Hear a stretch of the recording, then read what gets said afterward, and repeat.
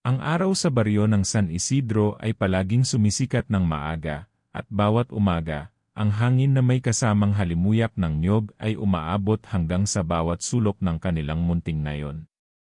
Ang tindahan ng niyog ni Aling Rosa ang pinakapaborito ng lahat. Matagal nang kilala ang tindahan sa pagiging pangunahing pinagkukunan ng mga produktong niyog tulad ng gata, kopra, at mga sariwang bunga ng niyog. Wala nang ibang tindahan sa buong nayon ang kasing tanyag, at sinasabing kahit ang mga taga-kabilang baryo ay dumadayo pa upang makabili. Ang tindahan ni Aling Rosa ay isang maliit na bahay na gawa sa kahoy at nipahot na matatanaw mula sa daan. Hindi ito kasing laki ng mga modernong tindahan sa kabayanan, ngunit may kakaibang kabighan yan. Laging may kaunting karga ng niyog sa harap ng tindahan, na laging presko at magaan sa mata. Sa tuwing dumaan ang mga tao, may amoy ng kalikasan, matamis at malinis, na sumasalubong sa kanilang mga ilong. Maliban sa niyog, may mga katakam-takam ding mga kalderetang niluto sa gata at mga kakanin na tanging siya lamang ang nagtitinda. Ngunit higit pa sa mga produktong ibinibenta ni Aling Rosa, ang tunay na sikat na sa mga tao ay ang pakiramdam ng katahimikan at pagkalma ng isip na dulot ng tindahan. Walang ibang tindahan sa buong bayan na katulad nito. Kapag dumaan ka, may nararamdaman kang hindi maipaliwanag, ngunit kaaya-aya, parang may hawak na bagyong hangin na dumaan sa iyo. Ang mga mamimili ay laging bumabalik, may paanyaya silang nararamdaman, at tinitiyak nilang bibilhan ang tindahan sa bawat pagkakataon. Sinasabing si Aling Rosa ay isang misteryosong babae. Bagamat siya ay matanda na, hindi ito halata sa kanyang itsura. Malinis at maayos ang kanyang pananamit, isang simpleng puting damit na may mga disenyong borda sa laylayan, at ang kanyang buhok ay mahahabang puti na inilagay sa isang simpleng bon. Laging naglalakad ng dahan-dahan si Aling Rosa, ang kanyang mga mata ay laging malalim at tapat, ngunit may mga pagkakataon na parang wala siya sa sarili. Sa kabila ng lahat ng kabutihang dulot ng kanyang tindahan, may mga nagtataka at nag-iisip tungkol sa kung paano siya nakapagtaguyod ng negosyo sa isang baryo kung saan bihirang makakita ng ganitong tagumpay. Ang mga tao sa nayon ay alam na si Aling Rosa ay hindi kasing karaniwan ng iba, ngunit wala pa ring makapagsabi ng mali sa kanyang mga gawain. Isang kakaibang saloobin ang nararamdaman ng bawat isa tuwing dadaan sila sa tindahan. Ang mga matatanda sa nayon ay may mga kwento ng kababalaghan, ngunit hindi nila ito ipinapaabot sa kabataan. Iniisip ng nakararami na baka mga kathang-isip lamang ito o kaya ay mga alingaungaw na dulot ng mga tsismis. Subalit, may mga pagkakataong ang mga kabataan na dumadaan sa tindahan ay nakakaramdam ng tila mabigat na presensya, at may mga kasamahan sa kwento na nagsasabing hindi nila magawang maglakad malapit sa tindahan pagkalipas ng dilim. Ang mga ganitong nararamdaman ay hindi nila kayang ipaliwanag, ngunit parang may masamang balakid na humahadlang sa kanilang mga hakbang. May mga kabataan na nagsasabing ang amoy ng niyog at gata ay minsan nagiging malangis, may bahid ng hindi kayang iwaksi na amoy, at ito ay isang amoy na hindi nararamdaman ng mga matatanda. Si Nilo, isang kabataan na mula sa kabilang baryo, ay unang nakapansin ng kakaibang aura ng tindahan. Nang minsang bumili siya ng niyog, sinubukan niyang lapitan si Aling Rosa upang magtanong kung paano niya napapalago ang negosyo sa kabila ng mga pagsubok sa kanilang baryo. Ngunit sa bawat tanong na ibinato niya, si Aling Rosa ay tumangging magbigay ng kasagutan. Inisip ni Nilo na baka ang babae ay matandang hindi nais magsalita ng marami, kaya't nagpatuloy na lamang siya sa pagbili. Subalit, habang pauwi siya, nagsimula siyang makaramdam ng malupit na sakit sa tiyan, parang may mga puwersang gumugulo sa kanyang katawan. Naisipan niyang bumalik sa tindahan upang magtanong, ngunit nang pagbalik niya, wala na si Aling Rosa sa tindahan. Napansin niyang nagsimula ng magbago ang tindahan. Parang may puwersang humahatak sa kanya, ngunit hindi siya makayang alisin ang sarili mula sa harap ng tindahan. Itinutok niya ang kanyang mga mata sa mga kalakal ng niyog, at nakaramdam siya ng kakaibang kilig.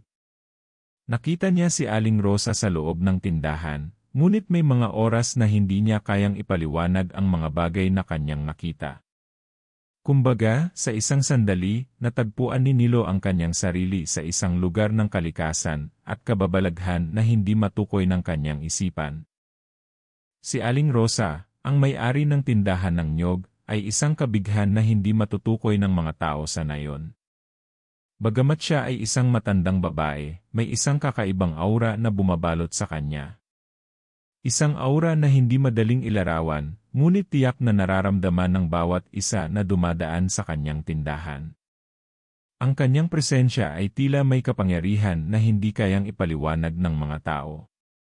Hindi ito isang pangkaraniwang matandang babae na nakatambay lamang sa kanto ng kalsada, kundi isang nilalang na may taglay na misteryo na gumugulo sa isipan ng mga tao. Hindi siya galing sa nayon ng San Isidro. Walang nakakaalam kung saan siya nanggaling o kung anong kanyang nakaraan. Ang kanyang buhay ay puno ng mga alingaungaw, ngunit sa kabila nito, hindi siya nararamdaman ng mga tao bilang isang panganib. Sa halip, pinapaligiran siya ng respeto, isang respeto na hindi madaling ipaliwanag.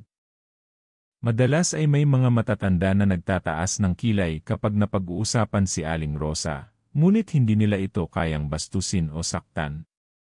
Ang takot at respeto ay isang tila likas na nararamdaman ng mga tao sa kanyang presensya. Si Aling Rosa ay isang mabait na babae, palaging nakangiti at may malasakit sa kanyang mga mamimili. Laging nag-aalok ng tulong at may malasakit sa bawat pamilya sa nayon. Ang tindahan niya ay hindi lang isang negosyo para sa kanya, ito ay isang paraan ng pagtulong sa mga tao. Wala siyang ibang layunin kundi ang magbigay ng kasiyahan at maglingkod sa kanyang mga kababayan. Ngunit may mga pagkakataon na ang mga kilos ni Aling Rosa ay tila hindi naaayon sa normal na asal ng isang matandang babae. Madalas siyang maglakad ng mag-isa sa gabi nang hindi nagpapaalam sa kahit sino. May mga pagkakataon din na tila may mga bagay siyang binabayaran sa mga hindi nakikita ng mata ng mga tao. Ang tindahan mismo ay may hindi maipaliwanag na akit. Hindi ito tulad ng karaniwang tindahan na matatagpuan sa mga kalye o palengke. Sa bawat hakbang na isinusulong ng mga mamimili, may hindi maipaliwanag na puwersa na nagsasabi sa kanila na parang sila ay tinatawag. Walang ibang tindahan na kasing tulad ng tindahan ni Aling Rosa, isang tindahan na may mga produkto ng niyog, ngunit may mga kwento ng kababalaghan at misteryo sa likod ng bawat produkto. Ang amoy ng niyog na nagsisilbing pangunahing kalakal ni Aling Rosa ay tila nagiging mas matindi tuwing takip-silim, na nagiging dahilan ng maraming mamimili na magsadya sa kanyang tindahan tuwing gabi. Minsan, may mga mamimili na bumabalik pagkatapos bumili ng niyog, ngunit may daladalang takot sa kanilang mga mata, hindi nila kayang ipaliwanag kung bakit. Kahit na may mga alingaungaw ng kababalaghan tungkol kay Aling Rosa, hindi rin siya nakakapagdulot ng anumang pinsala sa mga tao. Hindi siya ang tipo ng tao na may masamang intensyon, ngunit ang kanyang mga gawa at pagkilos ay nagdudulot ng kakaibang takot at kalituhan sa mga nakakakita sa kanya. Madalas ay nakatayo lamang siya sa harap ng tindahan, nakatanaw sa malayo, tila may sinusubukang abutin na hindi kayang ilarawan ng iba. May mga nagsasabi na may nararamdaman silang presensya ng ibang nilalang sa paligid ng tindahan kapag nakatingin sila kay Aling Rosa, parang may mga mata na nagmamasid sa kanila mula sa likod ng kanyang tindahan. Si Aling Rosa ay hindi naririnig na nag-uusap tungkol sa kanyang nakaraan. Hindi siya nagkukwento ng mga bagay na nangyari bago siya dumating sa San Isidro, at ang mga mamimili ay hindi matapang na nagtatanong tungkol dito. Sa kabila ng lahat ng misteryo, tinatanggap siya ng mga tao sa baryo bilang bahagi ng kanilang komunidad. Alam nilang may mga kwento ng kababalaghan, ngunit walang may lakas ng loob na tanungin siya tungkol dito. Sa kabila ng mga tanong sa kanilang mga isipan, natutunan nilang tanggapin si Aling Rosa at ang kanyang tindahan, at pinapalampas nila ang mga alingaungaw ng nakaraan. Ngunit sa kabila ng lahat ng kanyang kabutihang ipinapakita sa nayon, may mga hindi maipaliwanag na pangyayari na nangyayari tuwing siya ay nagpapakita ng kakaibang mga kilos. Isang araw, nakarinig ang mga kabataan ng isang kwento mula sa isang matandang lalaki na dati naging kaibigan ni Aling Rosa. Ayon sa matandang lalaki, noong bata pa siya, nagpunta sila ni Aling Rosa sa isang malayong lugar upang maghanap ng mga gamot. Ngunit nang bumalik sila, hindi na siya nakikita sa dati niyang anyo. Ayon sa matanda, si Aling Rosa ay may taglay na kapangyarihan na hindi kayang unawain ng sinuman. Hindi siya isang karaniwang tao, kundi isang nilalang na may kasaysayan sa likod ng kanyang katauhan, at ang tindahan ng niyog na pinapamahalaan niya ay may kinalaman sa isang lihim na hindi kayang ipaliwanag. Habang tumatagal, hindi na nakaligtas ang tindahan ni Aling Rosa sa mga kwento at mga haka-haka ng mga tao. Isa sa mga pangunahing sanhi ng takot at kababalaghan na pumapalibot sa tindahan ay ang mga hindi maipaliwanag na pangyayari na nararanasan ng mga mamimili. Isa-isa nilang ikinuwento ang mga karanasan ng pagkakaroon ng hindi normal na mga senaryo kapag sila ay bumili o dumaan sa tindahan. Ang mga hindi makapaniwala ay natutunan ding magduda at magtanong sa sarili nila kung ano nga ba ang talagang nangyayari sa tindahan ni Aling Rosa.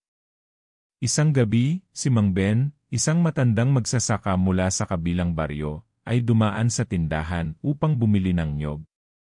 Isang linggo na lamang bago ang piyesta ng ngayon, at kailangan niyang bumili ng niyog para sa kanyang mga handa. Sa araw na yon, may kakaibang pakiramdam siyang naramdaman. Habang binabaybay ang makitid na kalsada patungo sa tindahan ni Aling Rosa, napansin niyang napakadilim ng paligid. Walang tao sa kalsada, at ang hangin ay tila nagiging malamig na parang may malupit na bagyong papalapit. Nang makarating siya sa tindahan, isang hindi maipaliwanag na kalmado ang bumalot sa kanya. Ang mga kalakal ni Aling Rosa ay laging makintab at magaan sa mata, ngunit sa araw na iyon, ang mga niyog ay parang may kalakip na mabigat na pakiramdam. Paglapit niya kay Aling Rosa, naramdaman niyang parang hindi siya nakakapagbigay ng tunog, ang kanyang mga galaw ay tila napakabigat. Nang magsimula siyang magtanong, naramdaman ni Mang Ben na may isang malamig na hangin na dumaan sa paligid ng tindahan, kaya't agad siyang nagmadaling lumabas. Ngunit sa pagtungo niya sa daan pauwi, siya ay nakaramdam ng matinding sakit sa tiyan. Isang sakit na tila nagpapahirap sa kanyang bawat hakbang. Nang dumating siya sa kanyang bahay, tumigil ang sakit, ngunit nag-iwan ito ng kakaibang kaba sa kanyang puso. Hindi niya alam kung anong nangyari sa kanya habang siya ay nasa tindahan ni Aling Rosa. Isang linggo ang lumipas, at natutunan niyang hindi lang siya ang nakaranas ng ganoong pakiramdam. Sinubukan niyang tanungin ang mga kabaryo, at dito niya nalaman na siya ay hindi nag-iisa sa kanyang nararamdaman. Ang iba pang mga mamimili ay nagsimula ng magkwento ng mga kakaibang karanasan. Si NJ Dolores, isang mang-uuling na taga-baryo, ay dumaan sa tindahan isang hapon upang bumili ng gata. Ayon sa kanya, nang pumasok siya sa loob, siya ay nakaramdam ng matinding pagod. Ang kanyang mga mata ay nagsimulang kumulay at ang mga kamay niya ay hindi kayang itaas. Nang magtangkang lumabas, nagitla siya sa pagkarinig ng mga hindi pwedeng ipaliwanag na tunog sa loob ng tindahan, tulad ng mga huni ng ibon na hindi akma sa oras ng gabi. Ang mga tunog na iyon ay hindi niya naalis sa kanyang isipan hanggang sa siya ay makarating sa kanyang bahay. Isang linggo ang lumipas, nagkaroon siya ng masamang karamdaman na hindi rin maipaliwanag ng doktor. Ayon sa kanya, hindi na siya muling bumili sa tindahan ni Aling Rosa. Si Hector, isang binata mula sa nayon, ay isang malinaw na halimbawa ng pagkakaroon ng hindi maipaliwanag na pagnanasa sa tindahan. Sa bawat pagkakataon na dumadaan siya sa tindahan, hindi siya makatanggi na bumili ng niyog kahit na wala siyang pangangailangan para dito. Sa bawat pagtangkang maglakad palayo, laging may puwersa na parang humihila sa kanya pabalik sa tindahan. Hindi siya makapagsalita, at laging nangyayari ang parehong bagay, bibili siya ng niyog, at pagkatapos ay magkakaroon ng hindi malirip na pananakit sa kanyang dibdib. Isang gabi, Habang nakaupo siya sa loob ng kanyang kwarto, napanaginipan niyang ang tindahan ni Aling Rosa ay naglalaman ng mga nilalang na hindi mga tao at hindi rin mga hayop. Mga mata na nagmamasid mula sa likod ng mga nyog at mga kalakal. Nang magising siya, ramdam niya na may isang malalim na koneksyon sa tindahan, ngunit hindi siya sigurado kung anong ibig sabihin ng mga ito. Marami sa mga mamimili na nakaranas ng mga ganitong kababalaghan ay nagtakda ng mga patakaran sa kanilang sarili. Hindi nila kayang tumanggi sa tawag ng tindahan ni Aling Rosa, ngunit sa bawat pagbili, laging may hindi komportableng pakiramdam na bumabalot sa kanilang mga isipan. Hindi nila kayang ipaliwanag kung anong nangyayari sa kanila, ngunit ang pakiramdam ng kakaibang pamamahala ng tindahan ay hindi nila matanggal sa kanilang alaala. Sa gitna ng mga kwentong ito, nagiging mas mahirap para sa mga tao ng San Isidro na itanggi ang mga alingaw-ngaw tungkol kay Aling Rosa. May mga nagsasabing siya ay may ibang layunin, isang layunin na hindi nila kayang maintindihan. Hindi na nila kayang gawing biro ang mga kwento ng kababalaghan. Ang tindahan ni Aling Rosa ay nagiging isang simbolo ng takot at kabighanyan, at ang bawat mamimili na dumadaan ay isang testamento ng mga nangyaring hindi maipaliwanag. Habang ang tindahan ni Aling Rosa ay patuloy na tumatakbo, dumating ang panahon na nagsimula ng dumarami ang mga mamimili mula sa mga kalapit na bayan at barangay. Ang kanyang tindahan ay naging isang sikat na destinasyon hindi lamang para sa mga produktong nyog, kundi pati na rin sa mga kakaibang kwento ng kababalaghan na pumapalibot dito. Sa tuwing dumadaan ang mga tao sa tindahan ni Aling Rosa, mayroong isang pakiramdam na hindi nila kayang itanggi. Ang pakiramdam na ito ay nagsisimulang magdulot ng takot at pagkabahala sa mga bagong mamimili na hindi pa nakaranas ng kakaibang aura ng tindahan. Ang mga bagong mamimili ay nagsisimulang makarinig ng mga kwento mula sa mga nakatatandang taga-baryo, mga kwento ng mga hindi maipaliwanag na karanasan sa tindahan. Bagamat ang ilan sa mga kwento ay itinuturing na kathang-isip o tsismis, may mga hindi rin makatanggi sa mga nararamdaman nilang kakaiba sa tuwing sila ay magbabayad o bibili ng produkto kay Aling Rosa. Isa sa mga bagong dumating na mamimili ay si Marco, isang batang negosyante mula sa kabilang bayan. Sa una, hindi siya naniniwala sa mga kwento ng kababalaghan at sinadyang pumunta sa tindahan ni Aling Rosa upang bumili ng nyog para sa kanyang negosyo. Inisip niya na baka ito ay isang pagkakataon upang makahanap ng mga murang produkto. Ngunit sa kanyang pagdating sa tindahan, agad niyang naramdaman ang kakaibang presensya. Habang tinitingnan ang mga nyog, napansin niyang tila ba may mga mata na nagmamasid sa kanya mula sa mga estante ng tindahan.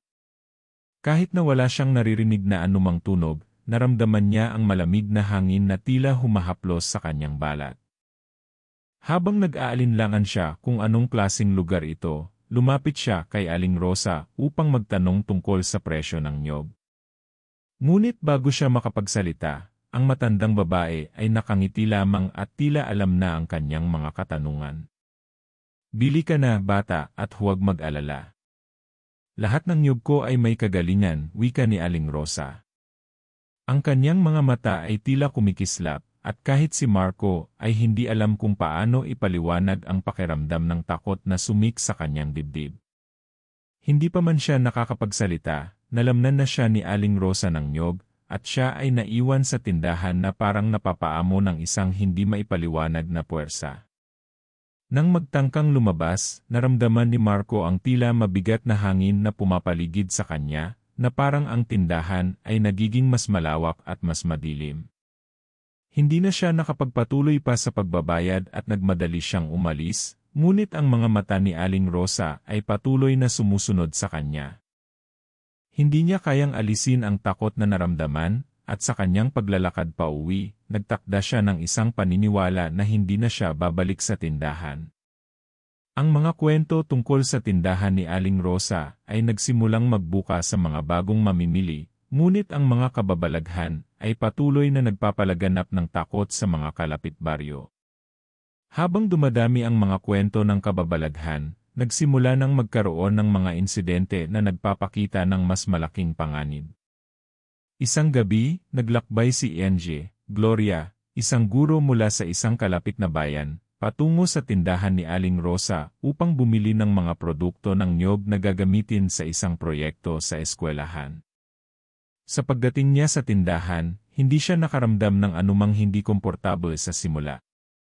Ngunit nang magsimula siyang magtanong kay Aling Rosa tungkol sa mga produkto, ang mga salitang lumabas sa bibig ni Aling Rosa ay nagbunsod ng kakaibang takot sa kanya. "Huwag mong itanong, bata. Alam mo ba kung anong kapangyarihan ang taglay ng niyog?" Wika ni Aling Rosa habang ang kanyang mga mata ay naglalabas ng malamlam na liwanag. Sa kabila ng pagnanais ni Engie, Gloria na tapusin ang transaksyon at umalis, isang hindi maipaliwanag na puwersa ang nagbago ng kanyang desisyon. Habang papalapit siya sa pinto upang umalis, ang pinto ay tila nagbukas ng mag-isa, at ang hangin ay nagsimulang magbago. Habang lumalabas siya, naramdaman niyang ang kanyang mga hakbang ay naging mabigat. Parang may puwersa na humihila sa kanya pabalik, ngunit pinilit niyang lumabas at magmadaling makaalis. Nang siya ay makarating sa bahay, hindi siya makatulog sa buong gabi. Sa kanyang mga pangarap, siya ay napanaginipan ni Aling Rosa na may mga nilalang sa likod ng tindahan na nanonood sa kanya, mga mata na walang hanggan at walang awang tinitingnan siya mula sa dilim. Pagkatapos ng gabing iyon, nagdesisyon siyang hindi na babalik pa sa tindahan. Ang mga kwento ng kababalaghan ay nagiging mas malakas, at bawat bagong mamimili ay nagiging testamento ng mga karanasan ng takot at kababalaghan. Ang mga kwento ni Engie, Gloria, Marco, at iba pa ay nagsimulang magtulungan upang mapalaganap ang mga alingaungaw, at ang tindahan ni Aling Rosa ay nagsimulang maging isang tanyag na lugar na may kabuntot na panganib. Habang dumarami ang mga mamimili mula sa ibang bayan, dumarami rin ang mga hindi maipaliwanag na pangyayari, mga pakiramdam ng takot, mga lihim na hindi maipaliwanag, at mga senyales ng mas malalim na puwersa sa likod ng tindahan. Sa mga sumunod na araw, mas lalong naging malupit ang mga alingaungaw tungkol sa tindahan ni Aling Rosa. Ang mga tao sa nayon, pati na rin ang mga bagong mamimili, ay nagsimulang maghinala na may mas malalim pang lihim na nakatago sa tindahan ng niyog. Isang gabi, habang ang mga tao ay nag-uusap sa harap ng simbahan, isang misteryosong matandang mang-uling, si Mang Cardo, ang nagbahagi ng isang kwento na nagpatindi ng takot sa mga tao. Ayon kay Mang Cardo, may mga oras na ang niyog mismo ay nagiging daluyan ng isang matinding puwersa na hindi kayang kontrolin. Ayon sa kanya, ang mga niyog na ibinibenta ni Aling Rosa ay hindi lamang mga karaniwang niyog, sila ay may malalim na koneksyon sa isang uri ng sinaunang ritual na ginagamit sa mga nilalang ng dilim. Isang umaga, habang si Mang Cardo ay nag-uusap sa mga kabarangay, ipinakita niya ang isang sinaunang aklat na may mga guhit ng mga nilalang ng dilim at mga sinaunang ritual. Ang mga guhit ay nagsasalarawan ng isang matandang tradisyon ng mga aswang at ibang nilalang na naglalakbay gamit ang niyog. Ayon sa aklat, ang niyog ay may espesyal na kakayahan na maging isang tiporta o tunnel na nag-ugnay sa mundong pisikal at ang mundong espiritual. Si Aling Rosa, ayon sa mga lumang kwento, ay isang bantay o tagapangalaga ng ganitong uri ng puwersa, isang nilalang na may kakayahang magbukas ng mga pinto ng pagitan ng dalawang mundo. Hindi maikakaila ng mga tao na nagsimula ng maging totoo ang mga kwento. Minsan, si Engie, Estrella, isang may edad na matanda, ay naglakas loob na magtanong kay Aling Rosa tungkol sa kung anong uri ng niyog ang ginagamit niya sa kanyang tindahan. Pinili ni Aling Rosa na huwag sagutin ng diretsyo, ngunit binanggit niyang ang mga niyog ko ay may sariling kwento, at ang bawat niyog ay may buhay na natutunan mula sa mga salinlahi. Sa mga salitang iyon, nagkaroon ng higit pang pagdududa ang mga tao. Si Mang Cardo, matapos marinig ang sagot na ito, ay nagpatuloy sa pagpapaliwanag. Ayon sa kanya, ang mga niyog ni Aling Rosa ay ginagamit sa isang uri ng sinaunang ritual na pinagmulan ng mga albularyo, aswang, at iba pang hindi nakikitang nilalang.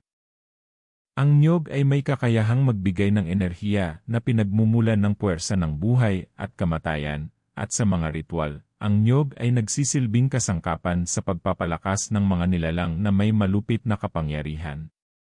Ang buhay na tinutukoy ni Aling Rosa ay hindi ang karaniwang buhay na naiintindihan ng mga tao. Ito ay ang uri ng buhay na kinokontrol ng mga espiritu at mga nilalang sa dilim.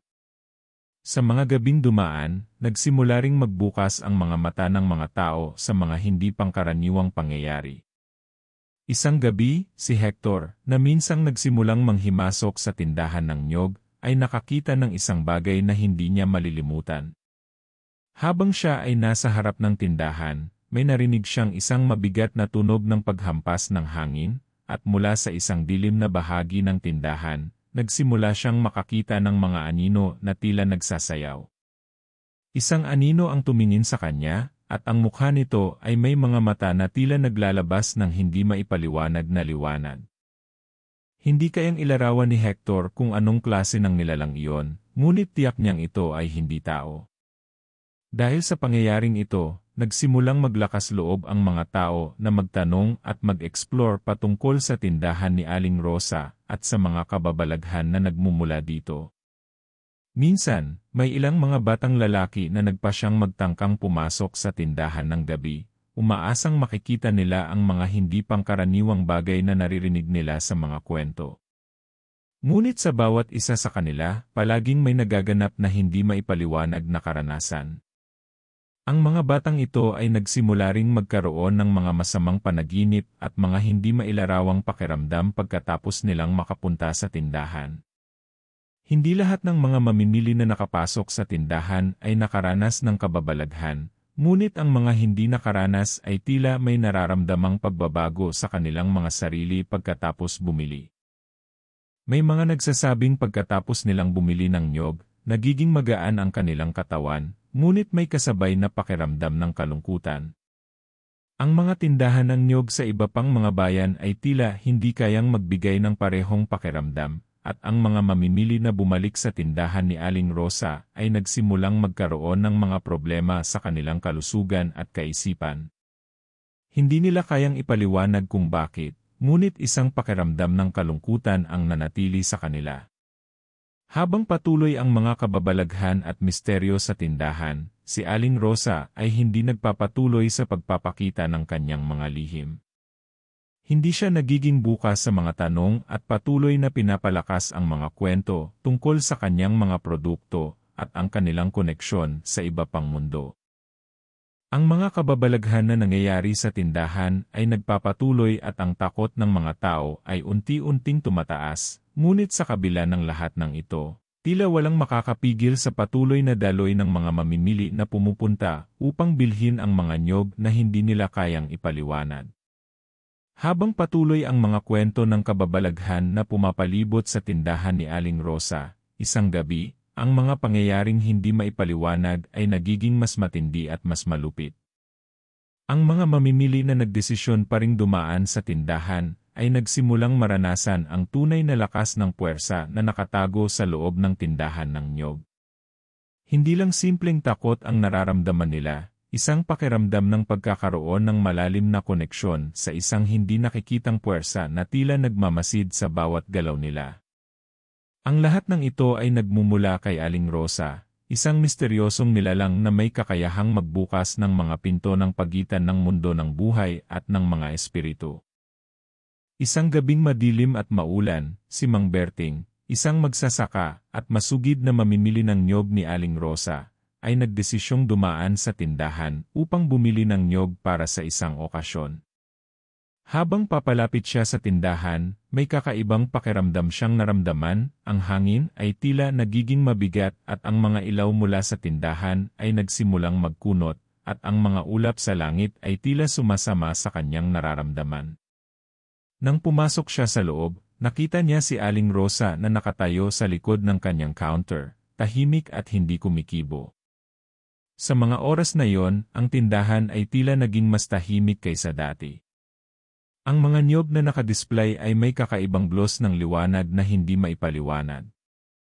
Habang si Mang Berting ay nagbabayad at tumitingin sa mga niyog, naramdaman niyang ang isang di maipaliwanag na puwersa ay gumagalaw sa paligid. Ang mga niyog na nasa harap niya ay nagsimulang magbago ng kulay, at ang mga mata ni Aling Rosa ay naging parang mga mata ng isang nilalang na hindi mula sa mundong ito. Ang kanyang mga mata ay kumikislap na may liwanag na nagmula sa dilim.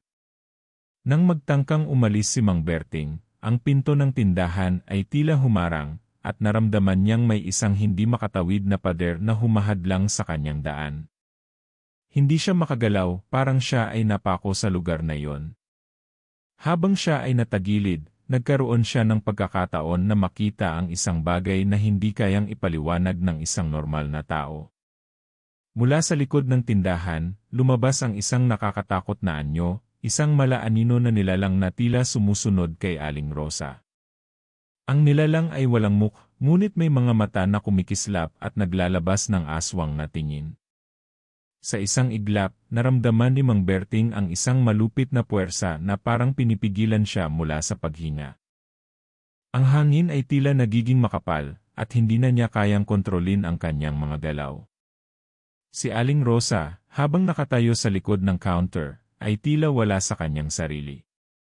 Parang hindi siya nakikialam sa nangyayari, at ang mga nilalang sa paligid ng tindahan ay nagsimulang magpakita ng mas matinding puwersa. Ang mga niyog ay nagsimulang maglabas ng mga hindi maipaliwanag na tunog, at ang buong lugar ay nagkaroon ng isang takot na matinding sumit. Si Mang Berting ay nalamnang may isang uri ng ritual na nagaganap sa tindahan, isang ritual na hindi kayang intindihin ng mga ordinaryong tao. Hindi ito isang simpleng tindahan, ito ay isang portal sa pagitan ng buhay at kamatayan.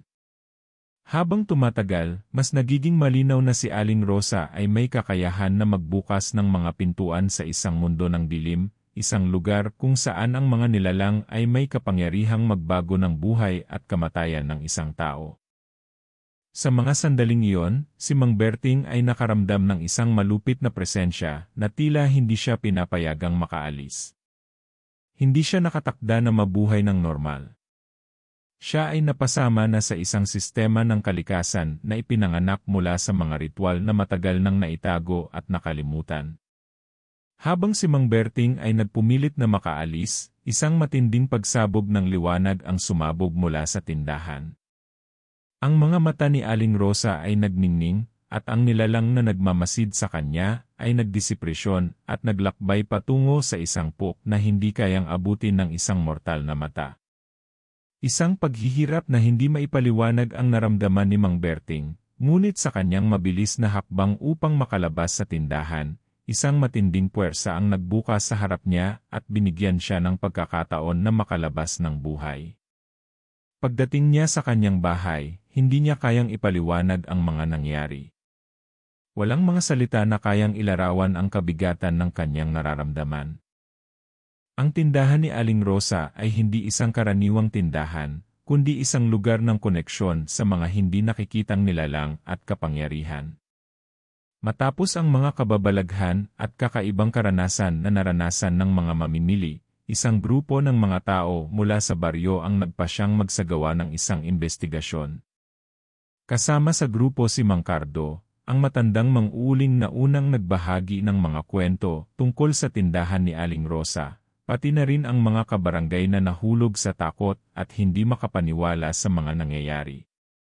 Sa tulong ng kanilang mga karanasan at paniniwala, nagplano sila ng isang gabi na hindi makakalimutan upang subukang alamin ang mga lihim ng tindahan.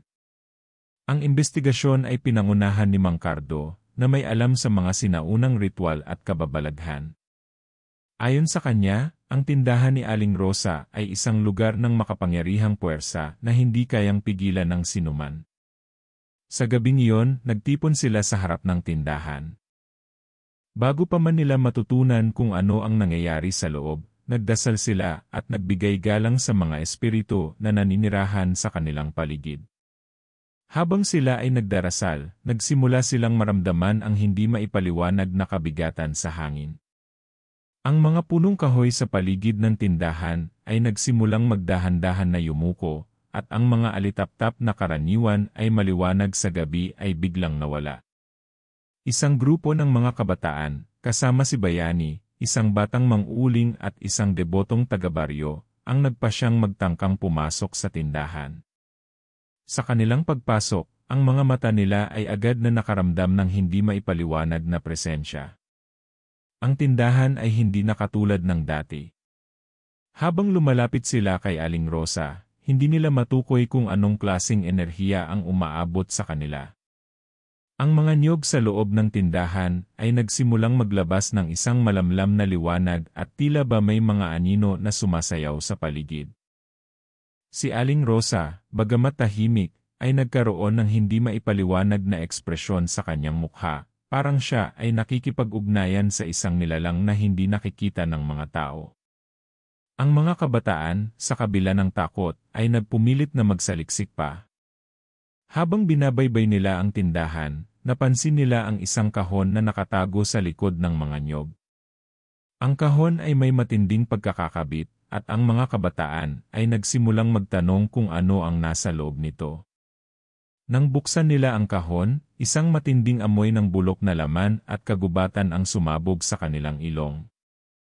Sa loob ng kahon ay may isang sinaunang aklat na may mga guhit at simbolo na hindi nila kayang basahin. Sa mga pahina ng aklat, nakasulat ang mga pangalan ng mga nilalang at ang mga ritual na ginagamit upang makipag-ugnayan sa kanila. Isa sa mga pangalan na tumambad sa kanila ay ang Balian, isang nilalang na may kakayahang kontrolin ang mga kaluluwa ng tao at magbukas ng mga pintuan patungo sa ibang mundo. Nang makita ni Bayani ang pangalan ng Balian, isang pakiramdam ng matinding takot at pagkabahala ang tumanggap sa kanya. Ayon sa mga kwento ni Mang Cardo, ang Balian ay isang aswang na may kakayahang magpatawag ng mga espiritu at mangakit ng mga nilalang mula sa dilim upang maglingkod sa kanya. Si Aling Rosa, ayon sa mga lumang kwento, ay may koneksyon sa mga nilalang na ito, at siya ay isa sa mga nagtataguyod ng balanse sa pagitan ng mga mundo. Ngunit sa bawat paggamit ng kapangyarihan, may kapalit. Ang tindahan ni Aling Rosa ay isang portal na nag-ugnay sa mundong pisikal, at ang mundo ng mga nilalang sa dilim, isang portal na kapag nabuksan ay maaaring magdulot ng kalamidad sa buong bayan. Habang tinitingnan nila ang aklat at ang mga imahe ng Balian, ang tindahan ay nagsimulang magbago. Ang mga anino ay nagiging mas madilim at ang hangin sa paligid ay tila mas malamig. Sa isang iglap, ang mga mata ni Aling Rosa ay nagsimulang kumislap ng maliwanag na pulang liwanag. Lumapit siya sa mga kabataan, at ang kanyang tinig ay naging malalim at puno ng puwersa. Sasabihin ko sa inyo ang mga lihim ng tindahan ko, ngunit sa isang kondisyon, sabi niya. Hindi ninyo kayang iwasan ang tadhana. Ang lahat ng nangyari sa mga lugar na ito ay may dahilan. Magiging bahagi kayo ng mga nilalang na naglalakbay sa pagitan ng mga mundo. Ang mga kabataan ay natakot, ngunit napilitan silang makinig sa kwento ni Aling Rosa. Ayon sa kanya, ang tindahan ay hindi isang simpleng negosyo lamang, ito ay isang sagradong lugar na nag-ugnay sa mga kaluluwa ng mga yumaong tao at mga nilalang mula sa ibang mundo. Siya ay isang tagapag-alaga ng balanse, isang balian o albularyo na may kakayahang magbukas ng pinto ng espiritu. Ang niyog, ayon kay Aling Rosa, ay ginagamit upang pahintulutan ang mga nilalang mula sa ibang mundo na pumasok at maglakbay sa mundong pisikal. Ang mga niyog na ibinibenta niya ay may kakayahang magbigay ng kapangyarihan sa mga nilalang na naglalakbay sa gabi. Ang gabing iyon sa tindahan ni Aling Rosa ay isang malaking turning point sa buhay ng mga kabataan at mga mamimili mula sa baryo. Matapos marinig ang mga pag-amin ni Aling Rosa tungkol sa tunay na layunin ng tindahan, ang mga kabataan ay nagsimulang mag-isip ng mas malalim. Ang mga lihim na kanilang natutunan ay nagbigay daan sa isang matinding katanungan, ano ang kanilang magiging papel sa mga nangyayari sa kanilang paligid. Ang tindahan ay hindi lang isang lugar na nagbebenta ng niyog, ito ay isang portal na may kakayahang baguhin ang kanilang tadhana at kaligtasan. Habang nagsasalita si Aling Rosa tungkol sa kanyang mga tungkulin bilang isang tagapag-alaga ng balanse sa pagitan ng mga mundo, ang mga kabataan ay nagsimulang mag-alinlangan kung dapat pa ba nilang tanggapin ang lahat ng ito bilang katotohanan. Ngunit ang mga takot at kaba ay hindi nila kayang itago. Bawat salita ni Aling Rosa ay nagsilbing gabay sa kanilang mga utak, mga salita na hindi nila kayang baliwalain.